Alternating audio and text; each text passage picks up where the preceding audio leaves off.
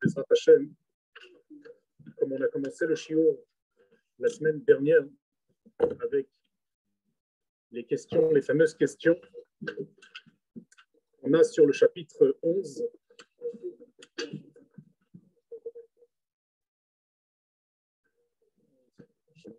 on va dire que Bezrat Hashem. Tout d'abord, on va remercier tous les participants qui sont là avec nous en live, qui sont là en présentiel, qui sont là avec le Menorah Live. On remercie Menorah Live. Et on remercie aussi ceux qui ont sponsorisé, ceux qui ont participé pour tous les Gashmiut, la bonne table qui va au Hachem. Grâce à Dieu, on va remercier la famille d'Abraham et Rezam qui a offert une participation.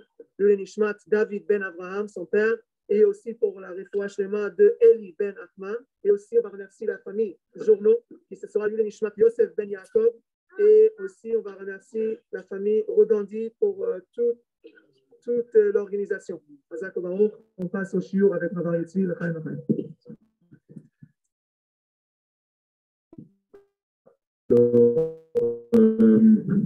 Voilà. J'ai plusieurs questions la semaine dernière sur les halachot, sur les lois des rois. Les lois des rois, c'est les lois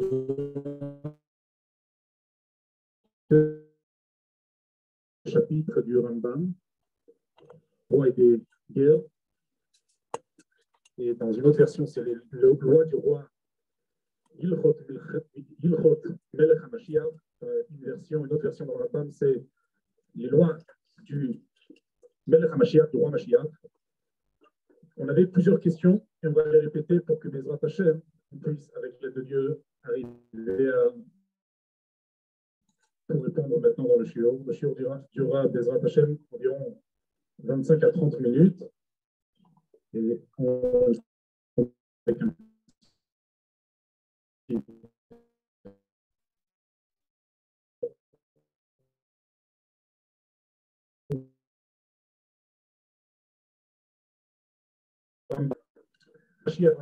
de son ancienneté, c'est-à-dire qu'est-ce que David était, le roi David.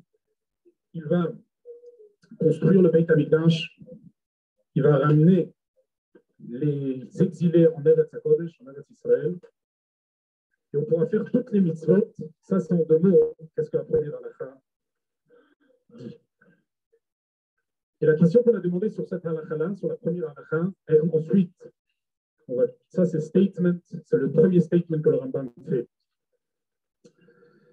Ensuite, le Rambam, il passe à un autre statement, c'est-à-dire une autre affirmation en disant que celui qui ne croit pas en lui, ou celui qui n'attend pas, il ne dénie pas uniquement des prophètes, les autres prophètes comme ça, le langage du Rambam, mais il dénie toute la Torah et Moshe Rabbeinu. Ça, c'est, si on peut dire, dans le premier halakha, c'est la deuxième partie de la deuxième halakha. Et ensuite, il passe le Rambam dans la même halakha, c'est une longue halakha, première halakha, dans le 11e chapitre de Rambam, des lois des rois. Il passe à dire pourquoi il dénie toute la Torah.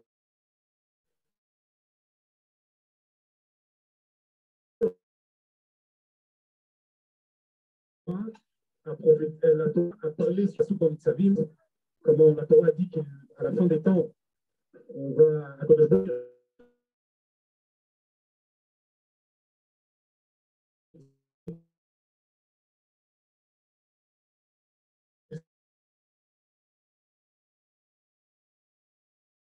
on se parle, nous parle le temps.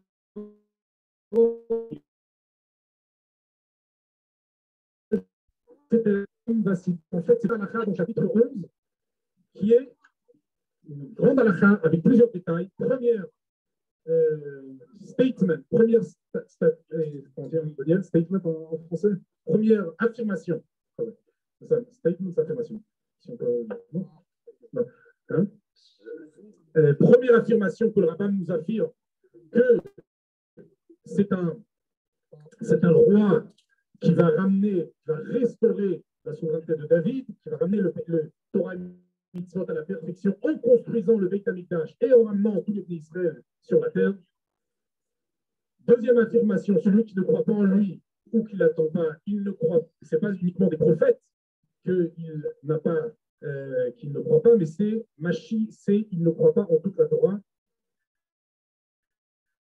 Troisième affirmation pour le Rambam, il nous ramène des psukim, soit dans Nitzavim, soit dans Bilham, où là-bas c'est parlé clairement sur la venue de Mashiach. Un premier, Nitzavim, c'est sur la Géoula, sur le fait qu'on retourne Kibbutz Galiot, on retournera tous en Israël. Et le deuxième, la parashat Bilham, c'est sur la personnalité de Mashiach, c'est pourquoi. Sur cette à la fin, on va avoir plusieurs questions. Et la première question, c'est tout simplement pourquoi, quand on parle de Mashiach, quand le Rambam ramène, qu'est-ce que Mashiach doit faire? Il ramène, tu sais quoi? C'est que trois choses qu'il devra faire. Il devra ramener le Beit HaMikdash, il devra ramener les Bnei Israël de l'exil, et on pourra faire tous les mitzvot à ce moment-là, puisque ça dépend du Beit HaMikdash et de l'exil. Une seconde. Pourquoi pas dire que Mashiach il va délivrer le peuple juif de toutes les tsarot, de toutes les difficultés? Pourquoi pas dire que Mashiach va ramener la résolution des morts? Non, Mashiach, ce n'est pas son job. Pourquoi? Alors c'est ça qu'il faut comprendre dans le shiur d'aujourd'hui. On a un peu parlé dans le shiur précédent, mais il faut revenir sur cette affirmation de Rambam. Pourquoi il n'y a que ces trois choses-là et pas autre chose que Mashiach? Le rôle de Mashiach, c'est de construire le Beit HaMikdash, ramener les Bnei Israël en terre d'Eretz Israël pour faire toutes les mitzvot. Première question. Deuxième question, sur cette affirmation, il rajoute, et là il passe à cette deuxième affirmation. Écoutez, sur la première halakha du chapitre 11, celui qui ne croit pas en lui, ou il n'attend pas, il ne croit pas en la Torah. Je demande une question. Est-ce que c'est l'endroit à mettre cette affirmation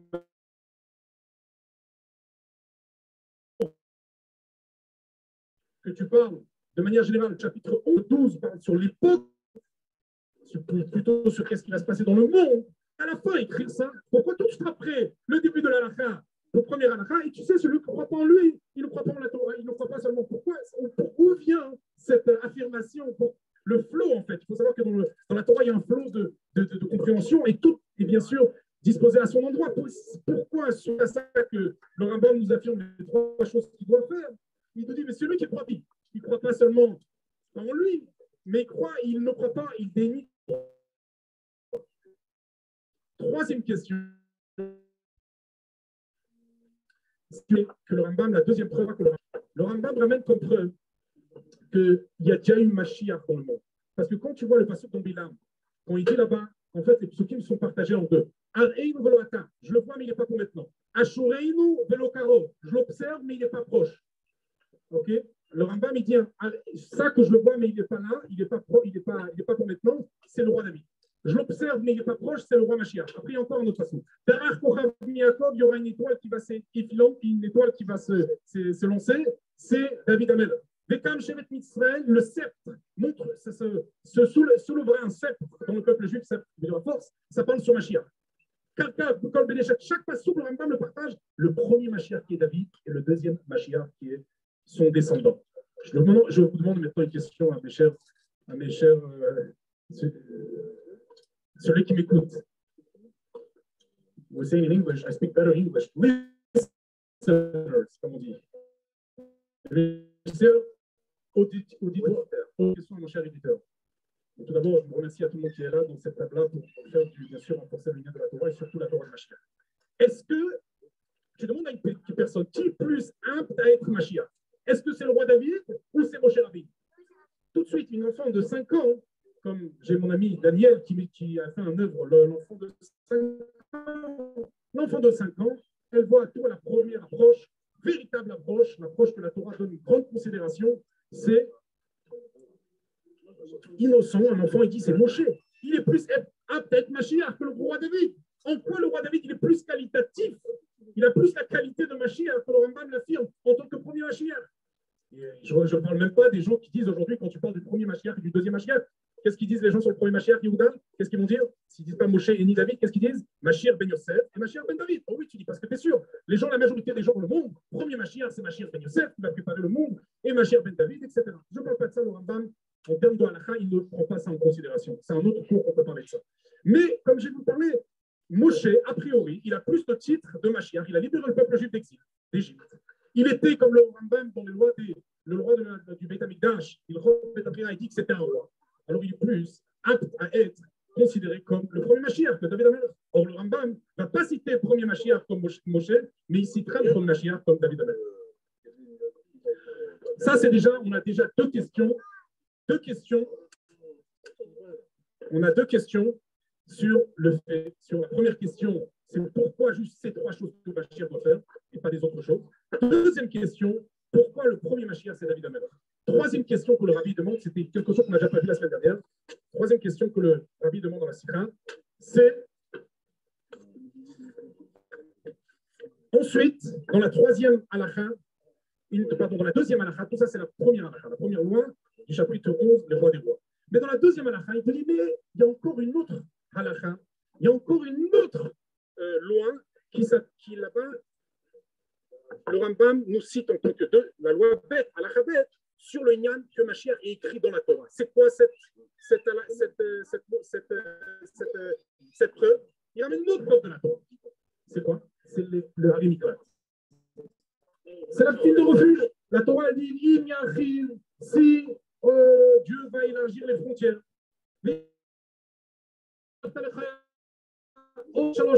Ville de refuge sur les 6 qu'on a déjà eues. Comme on sait que Moshe Rabbeinu, il a fait 3 villes de refuge en l'extérieur d'Israël. En Israël, ils sont rentrés, ils en ont fait 3, mais il y a encore 3 autres. Est-ce que ça s'est passé, le fait d'avoir encore 3 villes de refuge, plus que 6? On n'a jamais eu ça. Le Rambam dit c'est une preuve flagrante en termes de mitzvah que Mashiach va venir certainement. Pourquoi? Parce que la Torah dit on va rajouter encore 3 suppléments. On en a 6 et on en arrivera à 9. OK? Et comme le Rambam dit dans la halakha, on sait qu'on n'en a jamais eu ces 3 prochaines villes de refuge. Alors ça veut dire que quoi? Ça veut dire que Mashiach viendra et on pourra rajouter les 3 villes de refuge. Ça veut dire que la ville de Mashiach est écrite dans la Torah. Encore une troisième endroit dans la Torah. Mais la question se demande, bien sûr que le Rabbi, il regarde même la manière comment le Rambam ramène ces preuves. Pourquoi cette preuve-là, elle est citée en deuxième loi? Pourquoi elle n'est pas dans... Pourquoi cette preuve-là, puisque c'est encore une... Il a cité la preuve de Nitzavim, il cite le Hari Miklat, il aurait pu tout simplement les citer dans la première halakha, où il cite les preuves de la Torah. Pourquoi il cite? C'est que le Rambam, tu ne peux pas dire, mais tu sais, c'est le partage, c'est le Rambam lui-même qui l'a fait. S'il a cité la deuxième halakha, c'est que ce n'est pas exactement le même groupe de preuves précédentes qu'on vient d'expliquer. Et finally, comme on dit chez nous, dernière question qu'on va poser sur la troisième halakha, et le Rambam affirme sur la troisième halakha la chose suivante. On va le voir tout de suite. Amen. Qu'il ne vienne pas à l'esprit que le roi Mashiach opère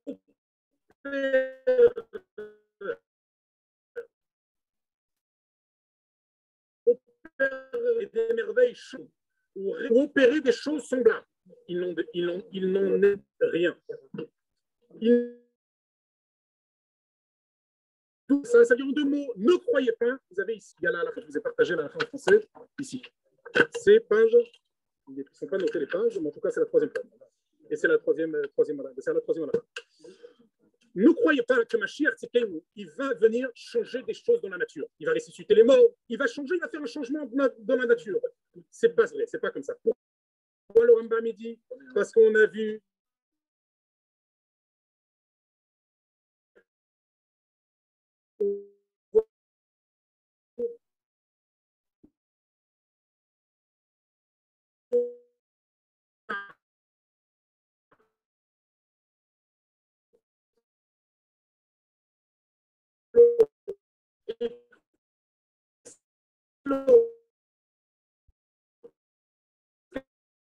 à la femme, alors, puisqu'il a fut, tu n'étais pas. Je ne lui ai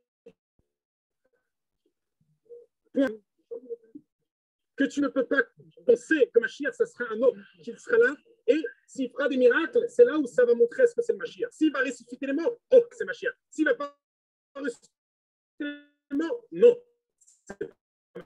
Ne crois pas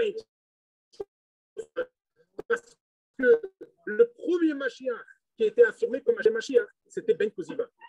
On ne va pas entrer dans les détails, parce que c'est un long cours en lui-même.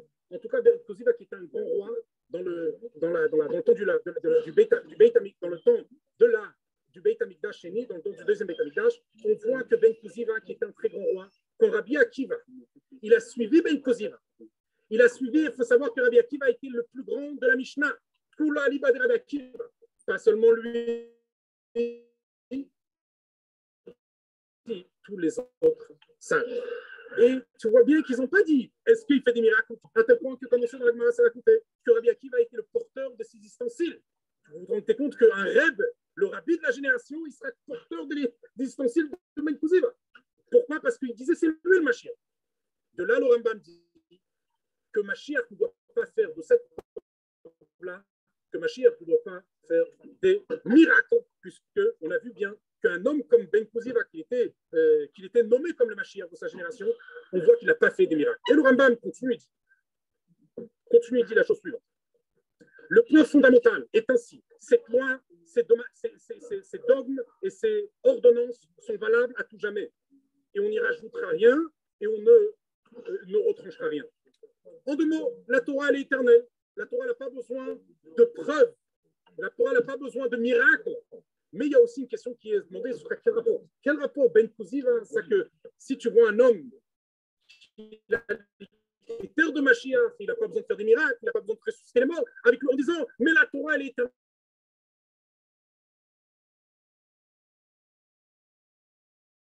Daniel, on est deux affirmations. Sache-le que la Torah elle est éternelle.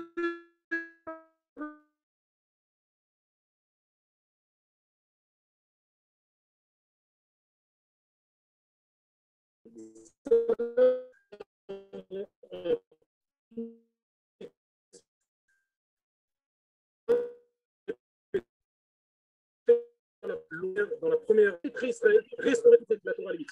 Première question. On ne peut pas dire que Mashiach a des autres choses que ça. Première question. Deuxième question, comment ça se fait que le Rambam cite Mashiach, David Amelech et pas Moshe Rabbeinu? Troisième question, comment ça se fait qu'en tant que preuve que dans la Torah c'est écrit, on va séparer deux premières preuves qui est Nitzavim sur Kibbutz Goliot et puis la 1 et dans la première halakha, et quand on arrive à la deuxième halakha, il va ramener la preuve d'Ari Miklat des villes d'Or. Et quatrième question, sur ça, quel rapport dans la halakha 3, que on doit, si tu vois un homme qui a tous les critères de Mashiach, tu dois le suivre, et il ne doit pas faire de miracle, il ne doit pas ressusciter le mort, avec le fait que la Torah elle est éternelle. Ça, c'est les trois questions. Et maintenant, on va répondre.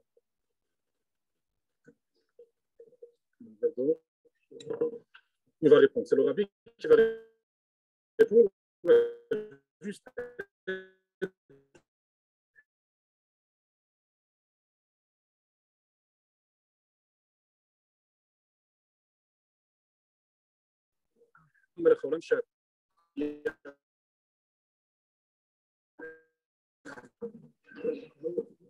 Faire la demande de notre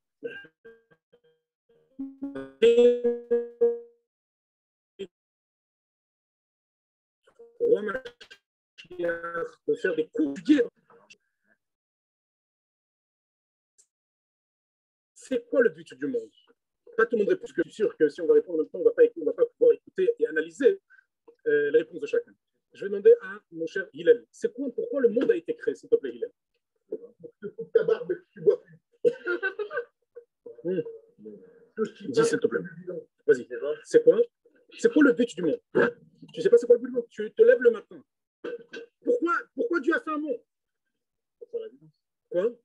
Pour que Dieu y réside. Tu es parti directement, il a tapé dans le coin pour le servir. Vous savez que c'est analysé dans la Kabbalah, cette question-là. Le Rabbi Rachab demande dans son fameux Hemsher Tav Sanravav 1896, dans son Hemsher, il demande la question et il ramène des réponses kabbalistiques. Plusieurs réponses, on ne va pas rentrer dedans, puisqu'il n'y a pas le temps, ce n'est pas le thème du cours, mais il ramène plusieurs réponses à ça. Pourquoi le monde pourquoi Dieu il a fait un monde? C'est-à-dire que c'est pas mal de ne pas savoir exactement la réponse, puisque dans la Kabbalah, on évoque plusieurs tentatives de réponse à cette question-là. Pourquoi Dieu il a fait, comment on dit the question of the million, c'est la question du million. Il faut vraiment savoir pourquoi le monde, pourquoi Dieu il a fait le monde. Et bien sûr que le Rebbe Rachab va s'appuyer sur la réponse du premier rabbi de l'école Chabad, Rabbi de Lubavitch, Rabbi Shneur Zalman, où lui il dit que lui il cite un midrash, dans Tanchuma, que là-bas le midrash il dit Nit ave akadosh baruchu lihiyot lo yitbarer dira betachtonim.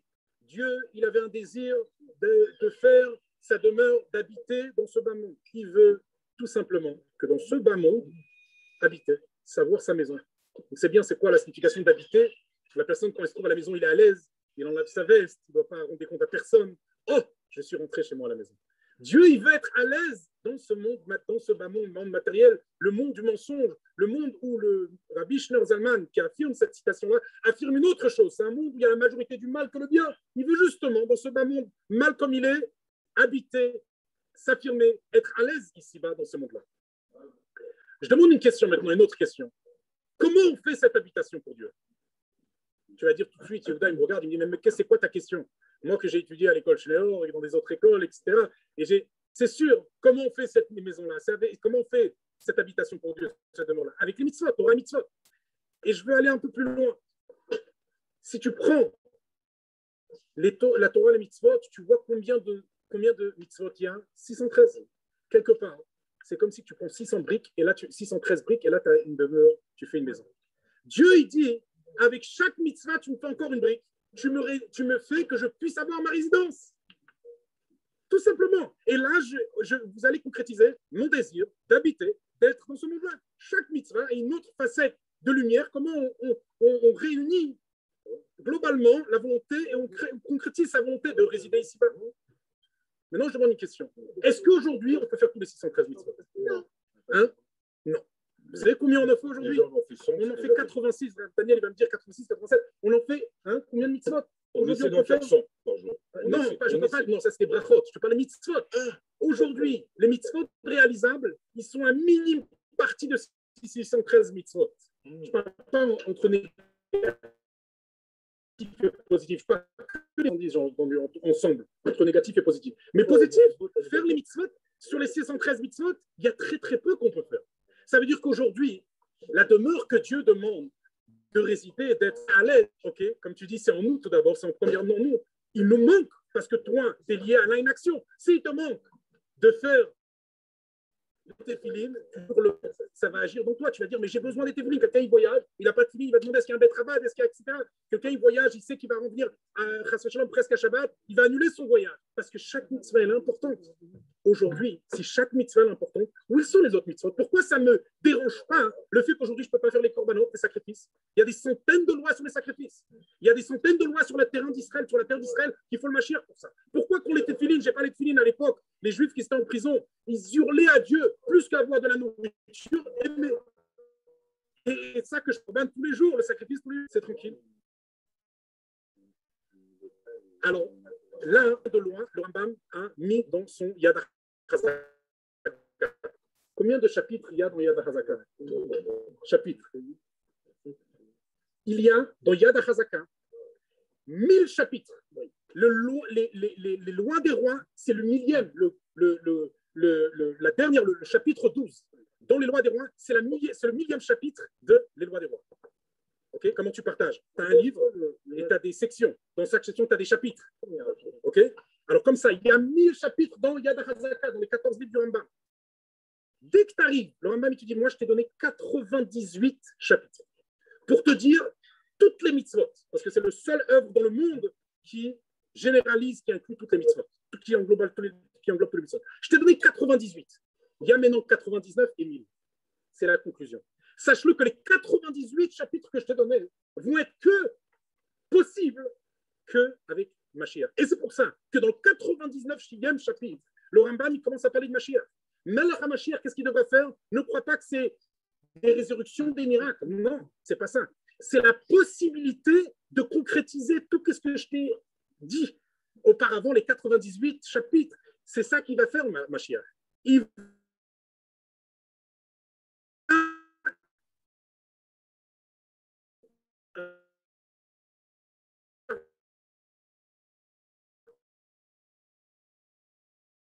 Il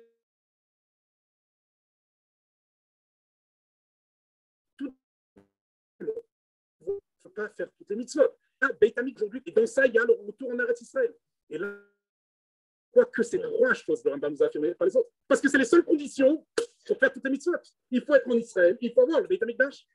Et maintenant, on va comprendre, quand il amène la preuve de Bilham, il dit premier qui était le roi David et son descendant, deuxième qui est son descendant. Pourquoi le premier? C'est le roi David et son descendant.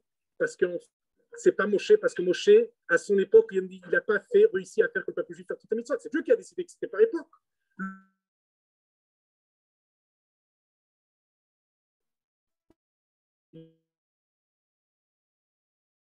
Certes, mais quand vous allez à la marché, on faisait les lois du et pas de manière l'excellence comme ça, il y a tout. Alors c'est pour ça qu'on va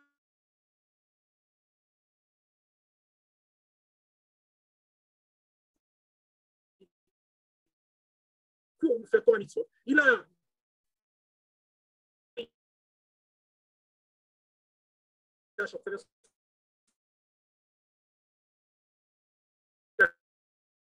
eh bien, ils étaient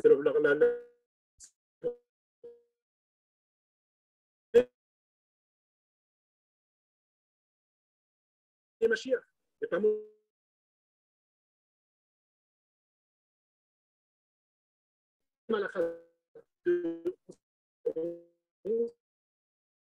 Il va dire mais que ce n'était pas la perfection. C'est 612 ici. Il avait les villes en fiche, mais il n'en avait que 6, David. Il faut avoir 9. Alors, il n'a pas perfectionné. Et c'est pour ça qu'il te le cite en tant que deuxième à la rabette, pour te dire, Mashiach va ramener une touche de plus. Parce que ça sera quelque chose qu'il n'a pas pu faire, David Amelach.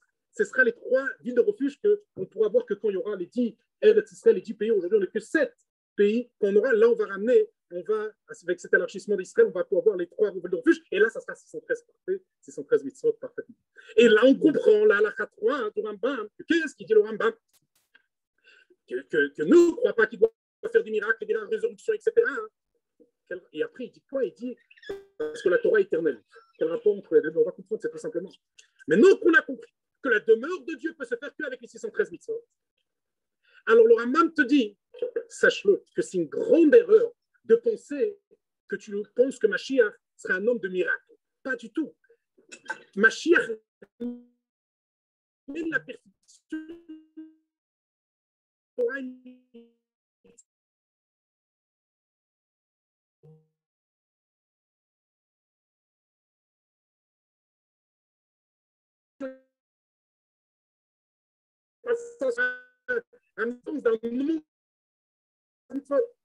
Et c'est pour il va le ramener, il pourra le faire. Ça veut dire l'éternité de la Torah. Et automatiquement, on comprend le lien. Ce n'est pas un concept de miracle, c'est un concept d'un rôle. Et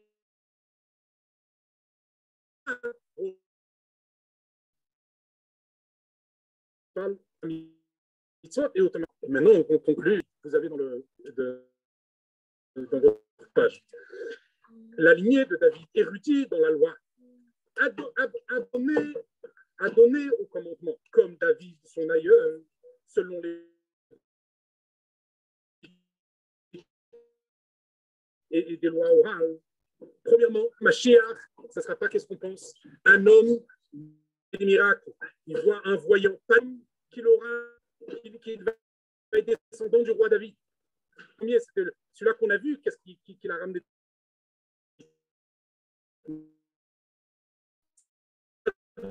Un homme qui doit être dans Torah, doit être dit une question, n'importe quel endroit dans l'endroit de la Torah, il te répondra. Et s'il n'a pas cette chose-là, il ne peut pas être Mashiach. Plus que ça, il va ramener le peuple juif et qui amène tout Israël à suivre ses chemins et fortifier les positions et en fortifier les positions qui ramènent le chemin. Deuxième c'est qu'il doit cet homme-là qui est énorme la Torah, il doit faire que les Bnei Israël lui envoyés. Les Juifs dans le monde qui a pas, ils vont envoyer ses envoyés prendre la Torah, etc., etc. Renforcer chaque chose. Les guerres de Dieu. Les guerres de Dieu, un peuple sans d'égoïsme, comme on connaît le combat que le rabbi a mené, Mihu Yehudi. Le rabbi a hurlé des dizaines d'années, ça va arriver un temps qu'on ne sera plus qui est juif et qui n'est pas juif. Ça veut dire les guerres de Dieu, une des guerres qu'il a fait. Les guerres de Dieu, ça veut dire les idées tordues que le monde mène aujourd'hui. Le Mashiach va enlever ces idées tordues avec ses envoyés lui-même en disant il y a un monde qu'il est un monde de Dieu. Ça, c'est les 613 mitzvot. Et vous, les non-juifs, vous devez pratiquer qu'est-ce qu'il vous incombe de faire. Les 7 lois universelles. Et ça sera des guerres de Dieu. C'est des guerres qui vont mener par des gens pour arriver à la perfection du monde.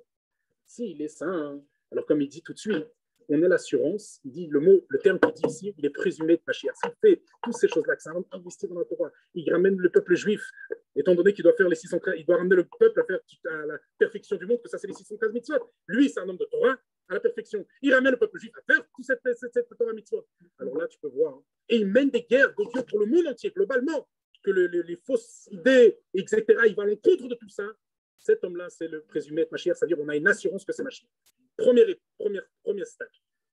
Deuxième step, il dit, s'il agit ainsi et il réussit, alors là, automatiquement, on voit que le peuple juif, il a ramené le peuple juif à la Torah. On voit qu'il est en train de changer le monde dans l'idéologie. Là, à ce moment-là, il va passer à la deuxième étape. Il construira, si à ce moment-là, il va construire le Beit HaMikdash en son emplacement et rassemble les exilés d'Israël, c'est le Mashiach avec certitude. Et là, le Rambam termine, il corrigera le monde entier pour servir Dieu ensemble. Ainsi qu'il est alors qui est dit, alors je donnerai au peuple le langage clair pour qu'il invoque le nom de Dieu et pour qu'il servir le servir dans le même élan. En 2 mots, dans ce shiur, on va résumer, dans ce shiur, on a enlevé la fausse idée que Mashiach est quelqu'un qu'il sortira de nowhere, c'est un champignon comme on dit. Il va grandir de nowhere. Ah, il va arriver, c'est le Mashiach, peut-être c'est toi, peut-être c'est moi. Non. On a tous le petit Mashiach à l'intérieur, mais il y a un Mashiach qui va venir mener le monde à la délivrance. Ce sera un Mashiach qu'on va d'abord le reconnaître, puisqu'il a affaire d'un jab. Le Rambam le cite entre 4e halakha dans le Loi des rois dans 11e. Il a un jab à faire. Il doit être un énorme dans la Torah. Ça doit être quelqu'un qui est connu, pas la fausse idée qui dit oui, mais c'est quelqu'un qui.